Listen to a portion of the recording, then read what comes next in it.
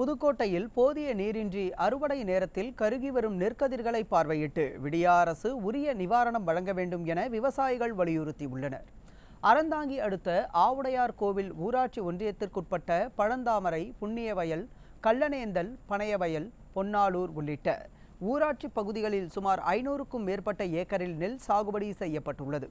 இந்நிலையில் போதிய நீரின்றி அறுவடை நேரத்தில் பயிர்கள் கருகி வருவதால் விவசாயிகள் கவலையடைந்துள்ளனர். நகைகளை அடகு வைத்தும் வட்டிக்கு பணம் வாங்கியும் ஏக்கருக்கு 40,000 வரை செலவு செய்தும் வறட்சியால் விவசாயம் பாதிக்கப்பட்டுள்ளதாக வேதனை தெரிவித்துள்ளனர். எனவே பாதிக்கப்பட்ட பயிர்களை வேளாண்மைத்துறை அதிகாரிகள் பார்வையிட்டு உரிய நிவாரணம் வழங்க நடவடிக்கை எடுக்க வேண்டும் என விடிய அரசை வலியுறுத்தியுள்ளனர். அறுவடை செய்ய தருவாயில் கதிர் முத்தாமல் இருக்கல பட்டு போச்சு. எங்களுக்கு கிட்டத்தட்ட ஒரு ஏக்கர் ஒன்றுக்கு 30,000 35,000 வரையும் வட்டிக்கு வாங்கி சொசைட்டிலையும் சரி தனியார் நகை கடைகள்லேயும் வட்டி வாங்கி செலவு பண்ணியிருக்கிறோம். எங்களுக்கு பயிர் பட்டு போய் எங்களுக்கு நிராதரவாக நிற்கிறோம். இதுவரையிலும் அரசு அதிகாரிகள் வேளாண்மை துறையிலேருந்து வந்து பார்வையிட்டு எங்களுக்கு எந்த நிவாரணமும் வழங்க ஏற்பாடு பண்ணலை.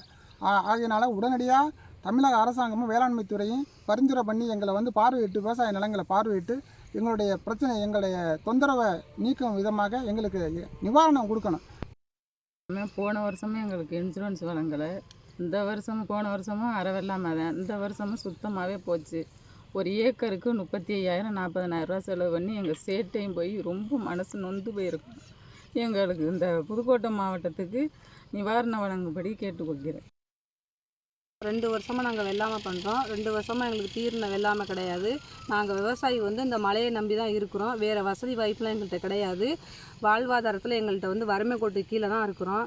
இதை நம்பி தான் நான்லாம் வட்டிக்கு வாங்கி நகையெல்லாம் அடகு வச்சு விவசாயம் பண்ணியிருக்கேன். என்னால் அந்த வட்டி கூட கட்ட முடியாது. அவ்வளோ ஒரு மன உளைச்சலில் நான் பாதிச்சிருக்கேன்.